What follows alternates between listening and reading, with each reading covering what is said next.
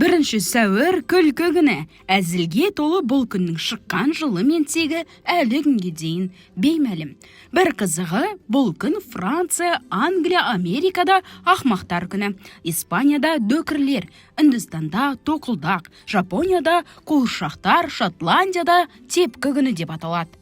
Күлкі күнінің шығу тарихын 1582 жылы Рим папасы Григорий енгізген Григорян күнтізбесіне көшумен тығыз байланыстырады. Кейбір деректерде күлкі күні ежелгі үнді елінен шыққан делінеді.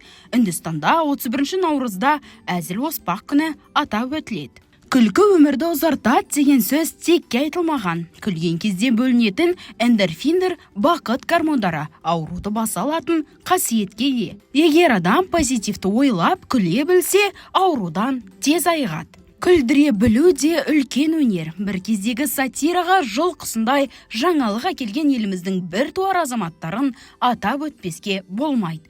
Оның ішінде Садықбек Адамбеков, Шонас Маханұлы, Оспанхан Әубәкіров, Ғаббас Қабышев, Үмбетбай Уайдин, Мыңбай Рәш, Көпен Әбірбектің есімін ерекше айтуға болады. Жасындай жарқ еткен арқаның арды азаматы Мартбек Тоқмырза да қазақ сатирасына айрықша үлес қосты. 1 сәуір ресми мереке емес, бұл күні ешкім демалмайды. Бір-біріне сыйлық ұсынып, мерекелік дастархан жайылмайды. Тек адамдар бір-бірімен қалжыңдасып, көңіл көтеріп, күлкіге қарық болады. Ендеше күлкі күні құтты болсын. Көңілдеріңіз әрдайым көтеріңкі болсын.